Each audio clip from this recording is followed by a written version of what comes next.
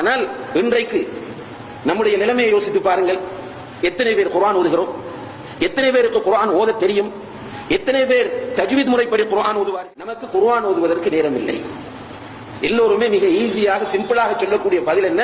குர்ஆன் ஓதுவதற்கு நேரம் இல்லை. அன்புள்ள சகோதரர்களே, டிவி பார்ப்பதற்கு நேரம் இருக்கிறது, சந்திகளிலே நின்று பேசிக் கொண்டிருப்பதற்கு நேரம் இருக்கிறது, டீ கடைகளிலே உட்கார்ந்து அரட்டை அடிப்பதற்கு நேரம் இருக்கிறது, ஆபீஸ்களிலே வேலை செய்கிற இடங்களிலே உட்கார்ந்து பேசிக் கொண்டிருப்பதற்கு நேரம் இருக்கிறது. அல்லாஹ்வை திக்ர் செய்வதற்கு மாத்திரம் நமக்கு நேரம் இல்லை.